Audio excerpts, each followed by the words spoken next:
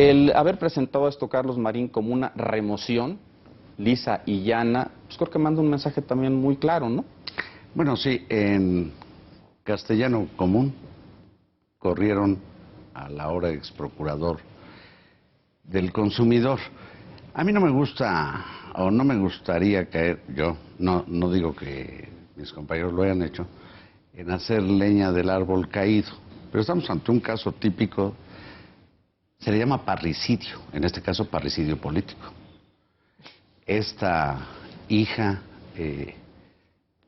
que quizás yo quiero conceder la posibilidad de que tuviera razón en su queja en el restaurante, pues la verdad es que el efecto de su actuación provocó la muerte política de un hombre que fue procurador del Estado de México, que fue procurador general de la República.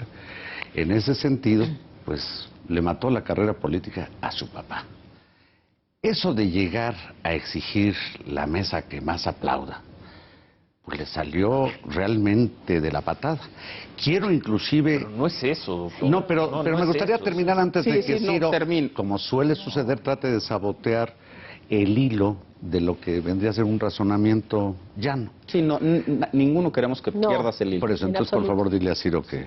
Es que, bueno... El asunto es que yo quisiera inclusive pensar que la Procuraduría del Consumidor, como bien decía Denise, que se ha venido acreditando al paso de los años, hubiera reaccionado igual con cualquier hijo de vecino, pero en este caso era la hija del titular de la dependencia. Esa es la parte más delicada, porque si bien es cierto que el exprocurador estaba convaleciendo de una intervención quirúrgica, o quiero suponer que es cierto, porque yo no lo vi ahí, pero no tengo por qué desconfiar de eso. Claro, en la conferencia de prensa llegó en silla de ruedas. Llegó en silla de ruedas. Bueno, yo me podría estar ahorita en una silla de ruedas, pero no quiero ni siquiera imaginar que hubiera tomado el pelo a nadie. La verdad es que a ojo de sentido común pareció que la hija de un funcionario puede manejar la estructura de una institución. Exacto. Eso es lo que provocó la muerte política y por eso el parricidio, que al parecer Ciro niega, el parricidio político de Humberto. Ahora sí demos la oportunidad a Ciro de que No, ya al final la compuso Marín. Sintió la presión. Sí, cuando no es la hija, porque si hubiera sido simplemente un desplante de la hija, le hubieran dicho, señor, por supuesto, no fue la su hija, hable con su hija y ahí hubiera acabado todo. Es la manera en la cual alguien molesto y con influencias, primo quien sea, mueve una institución para que en hora y media, en 2 horas, tenga inspectores en un lugar. Eso es lo... Claro, ese era el escándalo, por supuesto. Leí un artículo de la hija de Carlos Loret de Mola de ayer precisamente, y decía él, pues una de dos, o realmente no sabe qué está pasando adentro de la institución, lo cual en sí mismo ameritaría que reconsiderara, él decía, Carlos Loret, la renuncia, o dos, muestra que haya un conocimiento muy amplio y muy íntimo entre los funcionarios con la hija, y que la hija les puede dar órdenes, lo cual es gravísimo también. Es decir, la excusa de yo estaba convaleciente no es suficiente para salvar al procurador. Mira, imaginemos el ejemplo contrario. Por más eficiente o más eficaz, pregúntale a cualquier consumidor que haya presentado una queja y en 1 hora y media no le resuelven. Claro que no, pero lo que yo sí quería reivindicar...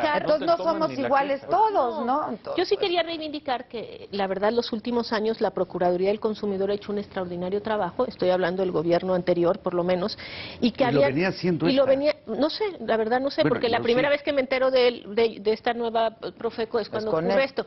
Lo que sí sé es que los funcionarios que fueron suspendidos y que participaron en esta reacción inusualmente rápida no eran funcionarios de carrera de la Profeco, es decir, porque veamos el ejemplo contrario. Si la institución tiene funcionarios de carrera, que por supuesto no conocen a la hija del jefe, ¿por qué tendrían que conocerla? Claro. Y la hija del jefe se presenta a hacer un escándalo, pues estos señores... Me cierran ese restaurante. Se le hubieran quedado viendo, porque son gente que se dedica a esto, que tiene mucho tiempo, y que está preocupada por otra cosa. Reaccionaron como si hubiera sido de rancho, es decir, como si la institución no existiera. Y eso es lo que se vuelve inaceptable, aunque los hayan suspendido. Nadie dice que cometió un delito el procurador. Lo que se considera es que era imposible que que continuara, porque había perdido la confianza. Estoy totalmente de acuerdo, y el ex procurador se equivocó al inclusive tratar en 2 ocasiones de argumentar por qué no renunciaba. Yo creo que es lo primero que debió haber hecho, poner la carta de renuncia. Y estamos hablando de un hombre con una gran experiencia política. Fue procurador general de la República, fue secretario de gobierno o procurador. Entiendo que fue legislador, fue secretario de gobierno. Es que pareciera que, una gran trayectoria, que pudo haber sido anecdótico lo que hizo la hija, pero no. Pero si hubiera quedado ahí, si hubiera quedado en un desplante, claro, pues, ahí sí, ¿qué culpa tiene la el decisión de removerlo? Lo que quisiera un poco que me dieran su punto de vista es la forma en que se hace, que a mí se me hace inusual. Es decir, no es el típico funcionario que dice que renuncia, con toda claridad se dice que fue removido, pero al mismo tiempo le hacen un reconocimiento a una sobada de la espalda de su carrera. Es decir, están diciendo, porque ya no es porque hayas estado involucrado, no es por tu trayectoria, que es impecable, dicen, sino es porque ya no eres funcional para la institución. Sí, el mensaje que está mandando al presidente sí me parece que es muy claro, y también a otros funcionarios. A mí me parece que... Muy bien, no, aquí sí. Yo no habría nada que regatear. Muy bien el discurso que manejó hoy el secretario de Gobernación, y yo sí creo que estos casos sientan precedente, ¿eh? Yo también, claro. No creo que digan, bueno, es que lo hicieron esta vez. No, aquí hoy se sentó un precedente a nivel federal. Porque ya sabemos que en los estados, en los municipios, es otra vida. Ahí todavía se pueden hacer cosas mucho más graves que lo que vimos en el caso del Profeco. Pero además, y no pasa absolutamente nada. Además lo dicen. Que muy bien. Así en el discurso hoy del secretario de Gobernación lo dice. Esto es un mensaje para todos los servidores públicos que... Adela, así se van haciendo los cambios finalmente culturales, ¿no? Así es esta lucha contra la impunidad, con el no sabes quién soy, no sabes con quién. Y es también una reivindicación de redes sociales y de medios de comunicación. También es una reivindicación del lenguaje, doctor. Yo por eso decía sensibilidad. Darle a las palabras el sentido que tienen. Al señor se le removió, punto. No se le da otra explicación. Es decirle al pan y al vino como debiera ser en una sociedad fogueada en la hipocresía y con códigos escritos y virtuales de conducta más bien vergonzantes. Yo no creo eso, Polo. Yo creo que, es decir, voy a disentir de Carlos, porque yo no creo que es que ahora resulta que nos vamos a poner a decirle a las cosas como son. Dije a este asunto. Por eso, yo creo que en este asunto el hecho de que no se utilice el lenguaje que le es muy familiar al PRI y que ha sido a los políticos, que ha sido, creo que es especial. No es que se hayan decidido que van a empezar a hablar con, digamos, crudamente. No lo dije yo, dije que en este caso es decirle al pan y al vino vino. Bueno, nada más creo que en este caso lo están haciendo no por un cambio de cultura, pues yo no sé porque creo que quieren mandar, como bien lo dice Polo, un mensaje. A ver, déjenme ahora, ahí está la decisión, ahí está la forma. ¿Qué pudo haber influido aquí? Creo que primero tenían que dejar que la Secretaría de la Función Pública ahora sí que hiciera su investigación y llegara a sus conclusiones. En esas conclusiones queda excluido de responsabilidad el secretario. Ya con eso, y es a lo que alude hoy en primera instancia el secretario de Gobernación, dice, bueno, esa es la decisión, digamos, administrativa. No hay razones para que esté sancionado, pero aún así lo vamos a remover. Es decir, si hay una secuencia que se sigue. Debió haber influido seguramente la opinión publicada, lo que se decía mucho, a lo mejor encuestas, a lo mejor lo que estaba pasando en las redes sociales, pero yo pienso que de manera muy decidida el tema de precios, aumento en precios que los debe de tener al gobierno, pues muy sensibles a todas estas cosas, porque ese tema, digamos, la inflación es uno de los temas que más puede erosionar, digamos, la popularidad, por decirlo de alguna manera, de un gobierno, o la confianza en un gobierno, ¿no? Simplemente, además de que sabemos el impacto que tienen la carestía, el que ciertos productos como el pollo, el huevo, aumenten de precio, en este caso el tomate verde y demás, también hay que decirlo, Polo, aquí se juntaron dos cosas, que ocurriera esto y que se necesitara la Profeco. Es decir, que fuera, ellos se dieron cuenta que en estos días que estamos hablando de precios, ¿quién iba a hablarle al procurador para hablar de ese tema? Es decir, de los precios, nadie. Había quedado inhabilitada una función importante que se hizo más visible por el asunto de los precios. Fíjate que ahora que mencionabas el artículo de Carlos Loret, creo que es este mismo artículo que leí en donde Carlos decía, La Profeco, pues es una procuraduría, pero en este país donde las flores el 10 de mayo cuestan más caras, los juguetes el Día de Reyes cuestan más caras, en fin, etcétera, etcétera, ¿no? Entonces, sí es eficaz, sí ha sido eficaz y ha sido eficiente la Profeco, pero yo creo que esto lo dañaba muchísimo y la coyuntura con los precios era importantísimo, pero dañaba mucho a la institución, a la Procuraduría, pero sí dañó mucho en cuanto a imagen y en la opinión pública y publicada, pero también la opinión pública, al mismo presidente, sí, al PRI, o sea, yo creo que sí salía muy afectada a las instituciones. El argumento, ¿no? De las viejas formas, el viejo PRI. Las viejas formas, el ADN del PRI, etcétera. Y lo que está mostrando el presidente es que él está dispuesto a cambiar en las formas y en el fondo, ¿no?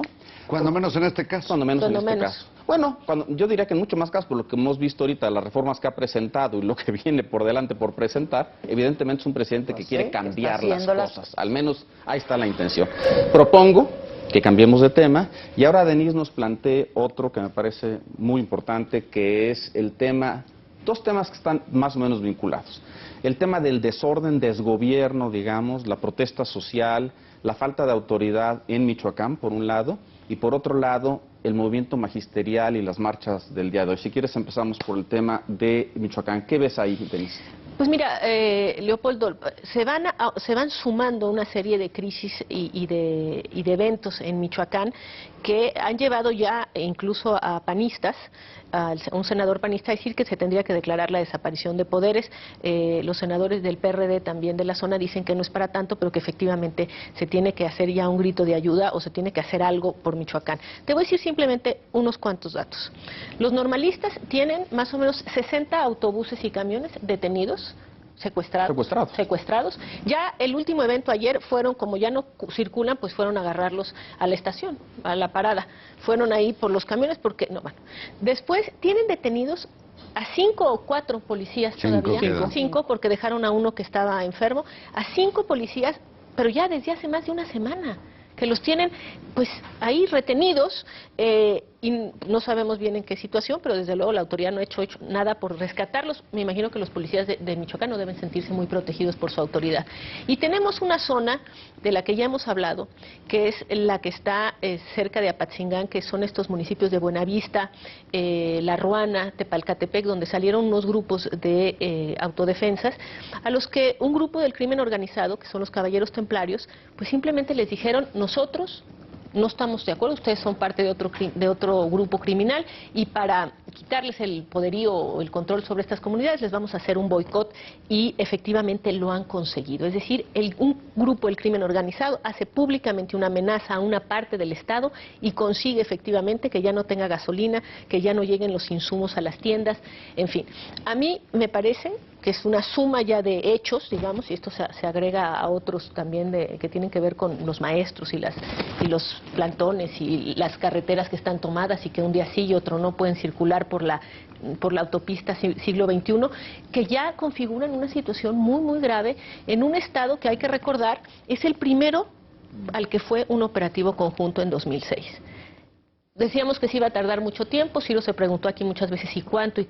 Pues lo que podemos decir es que 7 años después, en Michoacán, lejos de haber recuperado las plazas para las personas, tenemos situaciones increíblemente de descontrol y de pérdida de poder del Estado en varias partes del Estado. La discusión ahí está. Tengo entendido que mañana, fuentes me dijeron, se anuncia el nombramiento de una persona para el Estado de Michoacán, que tendrá capacidad, dicen, de coordinación de las fuerzas locales y federales. ¿Es suficiente? No tengo ni idea, no parece, pero por lo pronto habrá que esperar. Si me permites, a tu menú de problemas que hay en Michoacán, pues está ese pilón amorcillado que se llama Nueva Jerusalén, no había... con delitos en curso hasta la fecha, que incluye en buena medida, pues algo así como crimen místico organizado, doctor. Pues veo que el listado de problemas realmente es abrumador. ¿Tiene solución? Pues mira, o como pues ha dicho Ciro, que se pudra. Que se joda no, que se pudra Michoacán ahora. Era ahora Oaxaca, pero ahora es Michoacán. Sí. Parafraseándote, ¿no, Joaquín? Pues queremos pensar que sí tenga solución. A mí lo que me desconcierta mucho es que hacemos todo este listado que es enorme de problemas que tiene el Estado. Y hoy, por ejemplo, también conversaba yo con el gobernador del Estado y decía que no, que son solamente 2 municipios de 114. Entonces que el problema está muy acotado, ¿no? Entonces que, pues sí hay un problema de la inseguridad y que el problema de los maestros, bueno, pues que ya se está solucionando. En fin, no veo que verdaderamente pues estén dando cuenta de la dimensión. Pareciera que desde aquí lo vemos completamente... No, se están dando cuenta, pero no lo quieren reconocer sí, porque allá se dan cuenta. Pues sí, pero es que pareciera que desde aquí lo vemos distinto. El secretario de Gobernación un rato antes dice, hay 4 problemas que vamos a atacar. Uno es la inseguridad, ¿no? Con la lucha contra el narcotráfico. El otro es el problema económico que tiene el Estado por todo lo que ha venido pasando, y entonces el secretario de Hacienda se va a reunir con el gobernador interino y se va a solucionar. El otro es el de los maestros, el otro es el de los grupos de autodefensa. Son muchísimos. Pues son muchísimos estos 4. Pareciera que se va a atacar, ¿no? Y que a partir de mañana él dijo, ya verán los cambios en los próximos días y en las próximas semanas y a mediano y largo plazo. Ellos están confiados en que así será, en que ya se han hecho cosas y que parece que desde aquí no las estamos viendo. Pero a mí, de veras me sorprendía muchísimo, porque yo le decía, entonces aquí lo estamos viendo pues desde otro... Sí, parece ser casi esquizofrénico la forma en que lo ve el gobierno federal, que reconoce esos problemas, y el gobierno local que dice que no son tan graves. Que no son tan graves. Ahí me estaba diciendo que... pues, que es un poco lo que tiene que decir también el gobierno estatal, si no le va a dar la razón ahí a los senadores del PAN que piden la desaparición de poderes. Eso es cierto. Tengo entendido, doctor, que sobre todo en el tema de seguridad, entre las muchas preocupaciones que tiene el gobierno federal, hay 2 focos rojísimos: Tamaulipas y Michoacán. Y no creo que el diagnóstico del gobierno federal sea ni exagerado, ni lo estén diciendo sin elementos, ¿no? Y como decía muy bien Denise, muy bien Adela, y aportaba Carlos Marín el caso de la Nueva Jerusalén, ahí ya no es la lucha solo contra el crimen organizado, se está dando una combinación, porque el problema de crimen organizado en ciertas regiones de Michoacán, no tiene nada que ver con con el tipo de problemas de crimen organizado que se está viendo en esta región cercana a Patzingán. Más súmale todo lo demás, ¿no? Súmale las extorsiones en casi todo el estado. Las extorsiones no solo a comerciantes, sino a productores más normalistas, más... todo. A ver, Denise, hace unas semanas veíamos como 2 temas ahí, insisto, que están vinculados de alguna manera, muy delicados para el gobierno. Uno era el tema de Michoacán, que vemos que sigue en una situación muy delicada, y el otro el tema de los maestros, muy activos en ese entonces, sobre todo en Guerrero, aunque también algo, mucho menos en Oaxaca, también en Michoacán. Lo que vimos hoy, ya transitando al tema de los maestros, sin embargo, es como que ahí algo pasó que se despresurizó completamente ese tema. Es decir, muy rápidamente, de que lo veníamos discutiendo aquí como un problema potencialmente muy serio y muy grave, decíamos que era irresoluble a lo mejor, porque la coordinadora vive de movilizarse, entonces que no tan fácil iban a regresar a clases. Bueno, ya regresaron a clases, y las marchas de hoy, pues de las más suaves que hayamos tenido. Sí. Y en ese sentido también hay que decir que es una sorpresa. Creo que sin saber exactamente qué fue lo que ocurrió, porque solamente puede uno avanzar algunas hipótesis, sí valdría la pena decir, uno, creo que se sumaron una serie de cosas. Ayer hubo esta reunión en donde el Pacto por México, los que integran el Pacto por México se reunieron con los de la coordinadora, aparentemente quedaron en explicar la reforma educativa y muy particularmente como que en escuchar las voces en el tema de lo que ya será la ley reglamentaria. Pero no sé exactamente qué haya sido, pero desde luego lo que no podemos negar es que hoy estamos a 15 de mayo, que efectivamente estamos un 15 de mayo después de que se hizo una reforma educativa, o más bien laboral en lo educativo, que ha generado muchísimo descontento en algunas partes del país, y que las marchas del día de hoy pues no fueron nada comparables a las que vimos apenas hace unas semanas, obviamente en Chilpancingo. O hace unos años, por cierto, porque típicamente esas marchas pasan por aquí, por Televisa, y típicamente dejan algún documento, pero a veces han mantenido cerradas todas las puertas de Televisa por varias horas. Hoy dejaron su documento, se les tomaron sus declaraciones. No hubo el paro nacional que decían. El tono realmente muy suave. Pues sí, ¿no? Yo creo que sí les está saliendo al gobierno federal pues esto que han querido hacer de ser prudentes hasta donde se pueda, del diálogo y de hacer política. Otra vez, yo creo que es lo que hemos visto es cómo se ha estado haciendo política, ¿no? Tú entrevistaste hace poco al gobernador de Guerrero, donde estaba el foco rojo principalmente. Ahí el gobernador, ¿tú crees que tuvo también mucho que ver en que se apaciguara la situación? Yo creo que sí, a pesar de que fue muy criticado porque decían, ¿por qué la impunidad? ¿Por qué está haciendo blando? ¿Por qué les está concediendo? Está entregando prácticamente el Estado, etcétera, etcétera. Yo creo que otra vez, pues sí lo tenían bien armado. O sea, lo que estamos viendo ahora yo creo que es un trabajo de semanas atrás, lo tenían bien armado y lo estuvieron trabajando, porque incluso en la entrevista el gobernador lo aseguró, dijo, vas a ver que el tema de los maestros se va a resolver, y se va a resolver bien, se va a resolver. Ahora, yo todavía le pregunté, bueno, y la impunidad y estos maestros, etcétera, etcétera, y dijo, ahí están, ¿no?, los procesos judiciales, ahora ya se ampararon estos maestros, es lo más reciente, siguen los procesos, los tiempos legales, pero hay acuerdos y parece ser que sí, ¿no? Lo que es que es una mezcla, ¿no? Nada más para decir de lo que está diciendo Adela, parece que es una mezcla entre órdenes de aprehensión, ¿no?, órdenes de aprehensión giradas en su contra, abiertas, negociaciones abiertas, retención de salarios, es decir, es una mezcla como de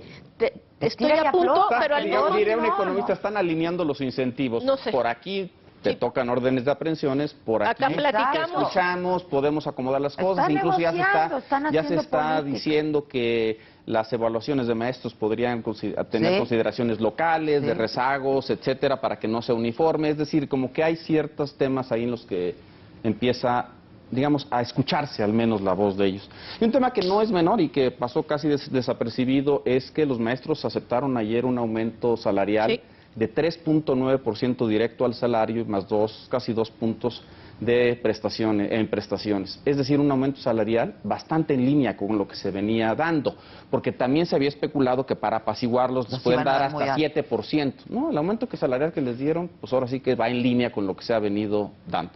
Entonces, en el caso de los maestros, ¿qué podemos concluir? Un poco más alto, ¿no?, de lo que del año pasado y quizá del anterior, pero no de manera importante. Yo creo que también ahí se hicieron las negociaciones, se hizo política, necesitaban, la reforma necesita el apoyo del sindicato y la disidencia ahí va también, ¿no? Pero está momentáneamente tranquilo, pero estarían de acuerdo en que la situación en Guerrero, en Oaxaca, en Michoacán, sigue siendo esto un tema potencialmente explosivo, Ciro. Sin duda. Sí, yo también. Sin duda. Bueno, sugiero, a ver, Carlos Marín, claro, por supuesto. Bueno, aquí lo que ha prevalecido es, pues, la dichosa correlación de fuerzas. Los profesores ya saben que sí pueden ser llevados al bote. Ya saben... Un ratito, 24 horas. O no, perdóname, Ciro, déjame explicarlo porque al parecer no lo tienen ustedes claro. ¿Se refiere el Bester? Salieron bajo fianza porque el proceso continúa. Y de continuar el proceso y que de pronto los jueces... La espada de Damocles sigue ahí. En fin, ahí hay una espada de Damocles, efectivamente. Con negociación política que no lo descarto. Pero está también la posibilidad de perder el empleo. Ya antier, en un poblado de Guerrero, fueron sustituidos, se contrató a 11 nuevos profesores en una localidad pequeña. Bueno, saben que pueden ser, pues no sé, 1,000, 2,000 los profesores que pueden ser cesados, porque eso dice la ley. Bueno, saben también y siempre han estado conscientes de que lo que sea que demandan no puede ir en contra de, como dijo alguna vez Emilio Schweifert, de lo que decide el Congreso Constituyente. Y lo que decidieron ya los congresos es una reforma constitucional. Bueno, ¿qué también ha habido? Pues un manejo político, no solamente del área del gobernador de Guerrero o del área del señor Osorio Chong, sino también de la Secretaría de Educación, de la Procuraduría Estatal, la General de la República, y los profesores saben que en la correlación de fuerzas, pues finalmente ya tuvieron una dosis que se llama comandante Espartaco. Esa se la pueden repetir sin duda. Y entendiendo eso, con lo que yo he llamado acá un movimiento político más bien vergonzante, porque no dicen la neta, lo recordamos eso. Pues entonces sus jefes, que no son los que vemos, ¿sí? Sus jefes, los que tripulan estas coordinaciones, les dijeron, ¿saben qué? Vamos a aflojarle un poco. Y así, ¿vamos a avanzar en qué? En que la coordinadora de profesores ya no tiene que hablar con el secretario de Educación chiquito de un estado. Ya puede hablar no solamente con las autoridades federales, sino hasta ver qué posibilidad de interlocución tiene con los organizadores del Pacto por México, que como ya se sabe, pues finalmente no es con Dios. Bueno, pues yo creo que hasta ahí estos dos temas de conflicto potencial. ¿Por qué no hacemos un corte y regresamos y hablamos un poco del caso Granier y sus... ¿cuántos trajes? Como 400 trajes. Y también hablamos ahora de la ampliación de la demanda de Pemex, que involucra a César Nava, y la entrevista que le dio a Loret, a ver cómo lo vimos. Hacemos el corte y regresamos.